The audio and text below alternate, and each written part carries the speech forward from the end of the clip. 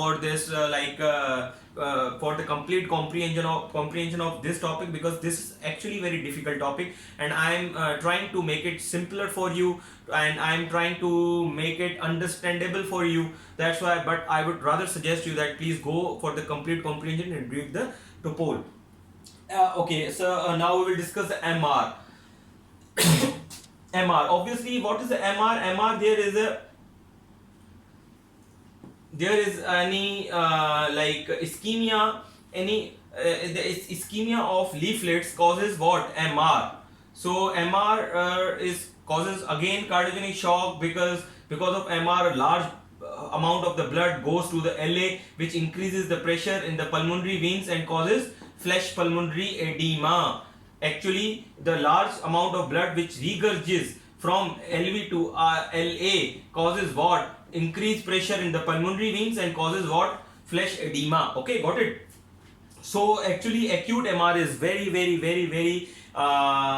dangerous, and it causes acute cardiogenic shock. So how you would differentiate your patient with the, because MR is also pancyclic murmur, na?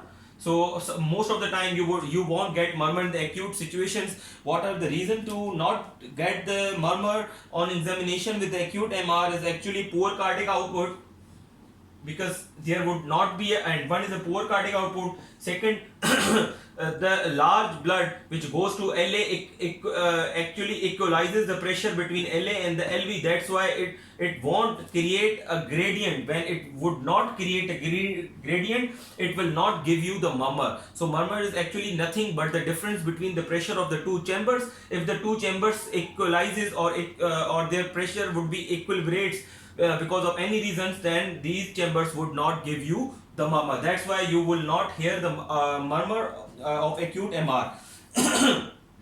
Second, and the what? And the mechanical ventilation. In the mechanical ventilation, because of the mechanical ventilation, you again won't get the and this your murmur would be less audible in the acute MR. So how would you differentiate your patient from MR and the VSR? MR and VSR.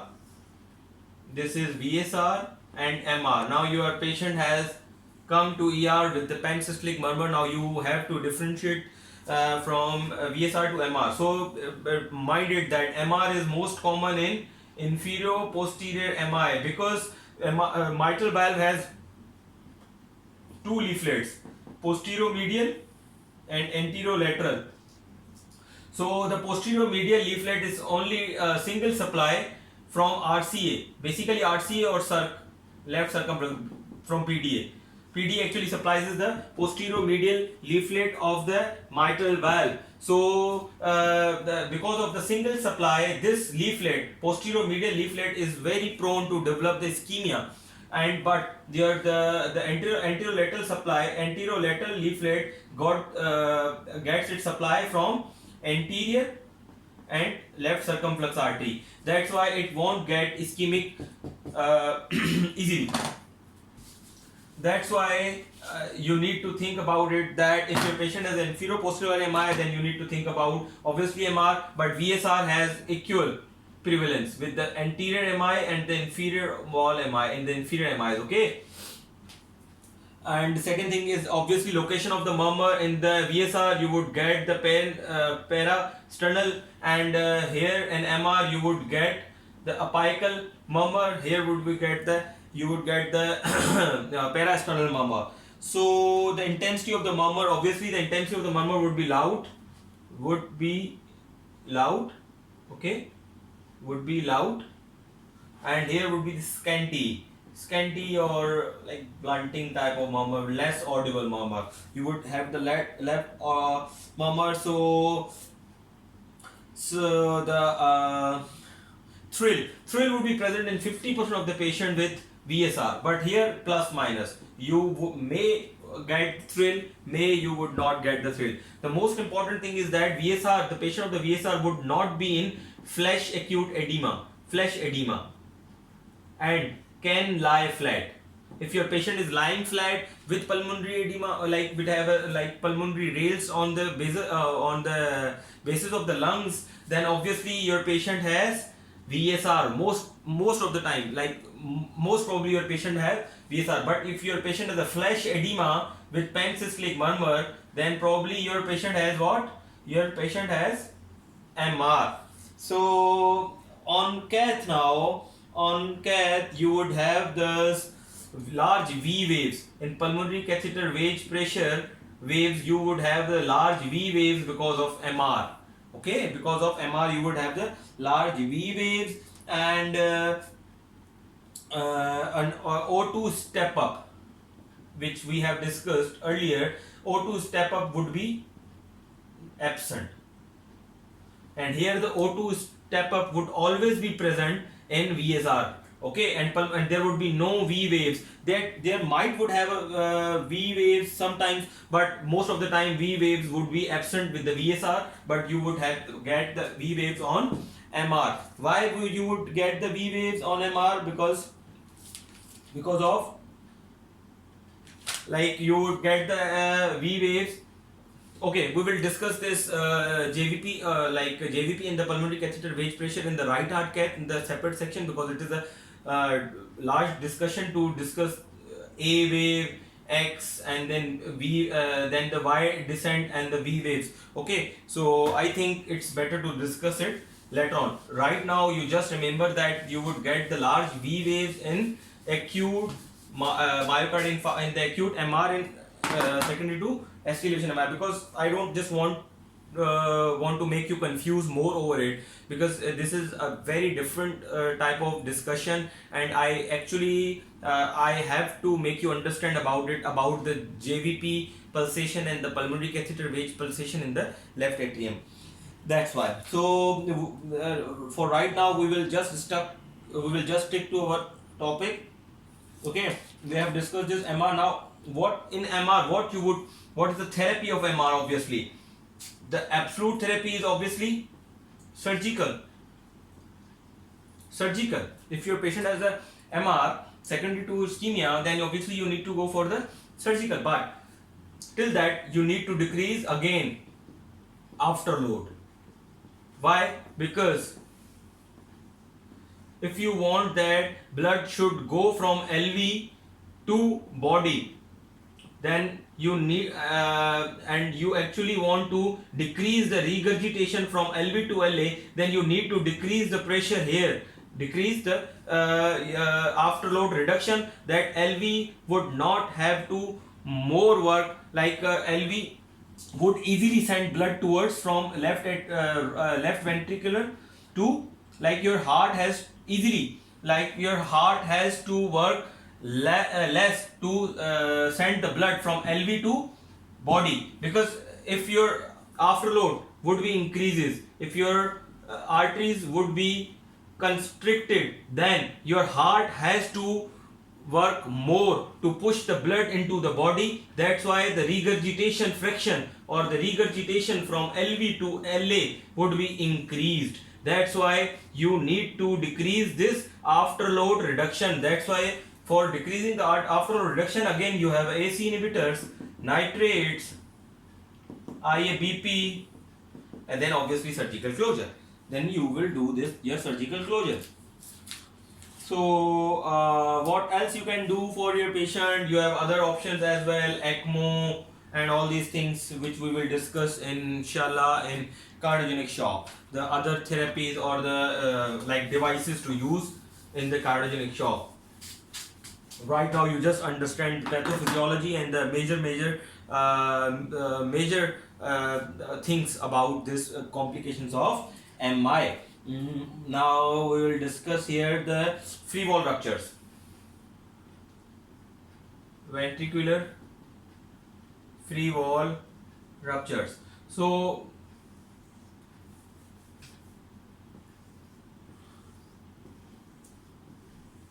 what is the free wall rupture? This is actually pericardium. Okay, so what is the free wall rupture? Free wall rupture is actually rupture from the wall of the heart, which actually in contact with the pericardium. So we would call it as a free wall rupture. So there are actually two type of clinical presentation. One is acute one and second one is subacute. You may find your patient with the free wall rupture in acute condition, and in acute condition most of the time patient would die, and there is a very high mortality with the free wall rupture in the acute presentation. The acute presentation of the free wall rupture secondary to obviously your ST elevation MI. So obviously in era of primary PCI, the prevalence of the ventricular free wall rupture actually declines. Has been declined less than 1%. Initially it was more than 2%, or okay, so now, and approximately 10% of the mortality was because of this free wall rupture, but nowadays obviously it has been decreased because of the primary PCIs. So what are the actually risk factors to for free wall rupture? This was the same: age, elderly, female, gender, first MI, poor collaterals, thrombolytics, history of thrombolytics. Okay, and so these are the actually risk factor of your ventricular septal wall ruptures. Now we will discuss here that what we have a two course, acute and subacute. So in acute, actually your patient presents with the acute free wall rupture, and the blood causes what? Pericardial tamponade, and patient would die. And patient most of the time die because of obviously pericardial tamponade, infarction, cardiogenic shock. So on ECG you would find most of the time ECG the free wall rupture and the pericardial tamponade, you would find what? You would find obviously PEA, pulseless electrical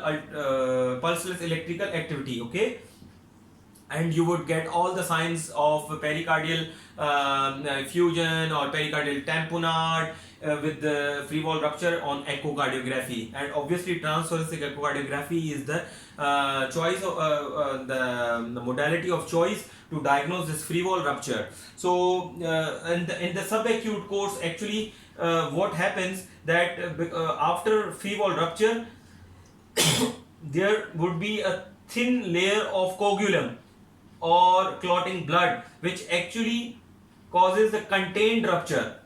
So your patient won't get worse, or your patient would not develop the symptoms or the poor symptoms of cardiogenic shock and all these things, or the cardiac tamponade, because the contained rupture now has been closed by a thin layer of coagulum after getting rupture of the myocardium.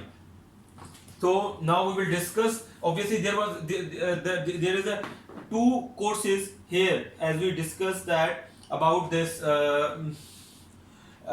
your ventricular free wall ruptures. Okay, now we will discuss about the pathophysiology, that what happens actually. There are we have three types of ventricular free wall rupture. One is like those one who have a thin slit of rupture here. This is like myocardium. This is the transection. This is the cross section of the myocardium. So what happens actually here? Only the thin slit of the myocardium. This is actually type 1.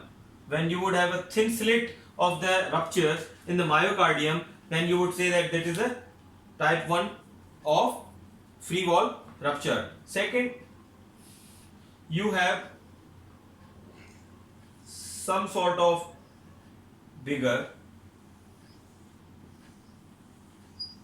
okay, rupture. So blood more easily comes to the pericardium from here to here. Then you would say that it is a second type of like rupture. And here we have a small slit of your rupture, and second we have here there is an erosion of the myocardium. So this is actually what? This is the erosion of the myocardium in type 2 ventricular rupture. Now we have a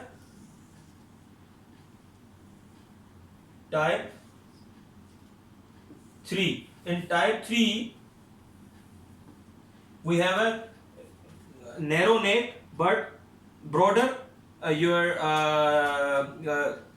body of this rupture. So most of the time these type 3 type of ventricular free wall rupture causes or develop or it actually they actually become contained rupture. They actually causes the contained rupture because when they ruptured like this, then the thin coagulum or the thin layer of the clotted blood would come here to close the rupture, but it actually the contained rupture which which looks like aneurysm, so we would call it as a pseudo aneurysm, which we will discuss later on. So there are actually 3 types of the ventricular free wall rupture: type 1, type 2 and type 3. One is slit like, second is erosion, and the fourth is most of the type contained type of the rupture, which is contained because of thin layer of the coagulum. Now what is the therapy? Obviously therapy is if you're more in the acute type of the patient would not give you more time to do anything, but the only thing you can do that you only perform emergency pericardiocentesis in the emergency and shift the patient to the surgical OT or operation theater to close this rupture. So that is the only option you have. But in the subacute type of the rupture in which your patient is presenting with you with the history of contained rupture or pseudoaneurysm, then obviously you need to do the surgery as soon as possible. You can. So now we have aneurysms. What is the aneurysm? Okay. What is aneurysm? Aneurysm. Now we have 2 types of aneurysm. One is the pseudoaneurysm, which we have discussed that, which is actually the type 3 of ventricular free wall rupture, pseudoaneurysm, and this is aneurysm. So in aneurysm you have obviously 2 type of presentation. First there are the 2 types of aneurysm. Second there are the 2 types of presentation of patients in the ER with aneurysm. One is the acute and second is chronic. You would say your patient to the acute aneurysms or acute presentation with aneurysm if your patient is presenting in the less than 6 weeks of MI, with the history of MI. If your patient has a more than 6 week of history of MI, then you would say that this is a chronic presentation of with aneurysm. So in acute aneurysm, when there would be an aneurysm, like there will be aneurysm or dilatation of most of the time aneurysm would occur, or you would find the aneurysm at the apex of the heart because of the secondary to anterior wall MI. This is the most common site for the aneurysms. So in acute aneurysm, actually what happens that when LV push blood towards the aorta, then in systole this your aneurysm get the blood and it goes away from the heart. However, because now what it does actually, it is actually wasting the energy of the heart, because it actually energy of the heart as well as the portion of the blood which would be the part of the cardiac output if this aneurysm won't be here. Okay, got it. So this actually expansion wastes the contractile energy generated by the normal myocardium. So this is actually what happens with the acute aneurysm. Okay. So what happened when actually in acute aneurysm, heart contracts, this aneurysm expands. When it expands, it takes blood from the heart and wastes the energy of the heart. So the cardiac output would be decreased. It actually causes cardiogenic shock, electrical arrhythmias because of this aneurysms, and patient would get worse. So in acute presentation, most of the time this is a very lethal presentation and very dangerous presentation of patients in ST elevation MI with aneurysm. But in the chronic, what happens in chronic, it rarely expands. As we discussed that in acute, this aneurysm would expand in systole when systole occurs, but in chronic, there it would rarely expands in systole. That's why it is not more dangerous than the acute one. In acute, actually it expands and heart contracts, so it actually causes the wastage of energy of the heart, blood of the heart, which would be the part of the cardiac output if it won't be here. Now we will discuss about the, so we have, as we have discussed about all these things, now we will discuss about the two types of pseudoaneurysm and difference between the aneurysm and the pseudoaneurysm. So in pseudoaneurysm, there would be a,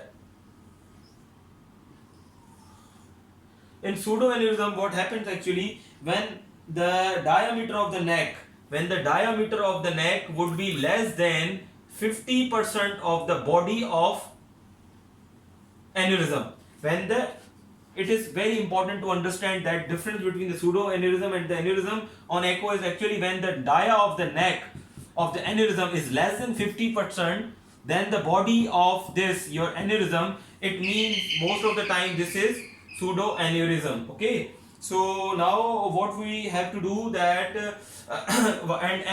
aneurysm, obviously aneurysm, that would be the more dia than it, aneurysm, and true aneurysm you won't get the narrow neck but the broader neck. So this is the difference between your all these. And for the aneurysm, for the diagnosis of aneurysm, you need to go for the CT scan and MRI. Okay, and CT scan and MRI, the treatment of all these things, obviously the surgical correction. The pseudoaneurysm needs abrupt surgical correction, but the chronic aneurysm, obviously it really expands during the systole. They won't get abrupt like treatment of surgical treatment, but the medical treatment, the treatment would be same, AC inhibitors and obviously anticoagulation. If you would get the thrombus here any in the aneurysm, then you would, it is class 1 according to the ACC and AHA guidelines to anticoagulate your patients. Okay, so here we have done the mechanical complication of the MI, and the rest of the complications such as electrical, inflammatory, and all these we will do in their respective units. So thank you very much, and I hope that I have made this lecture very understandable for you and very simpler for you guys to learn by heart these things. And I request you guys that please subscribe my channel and press the bell button for my future updates. Allah Hafiz, take care.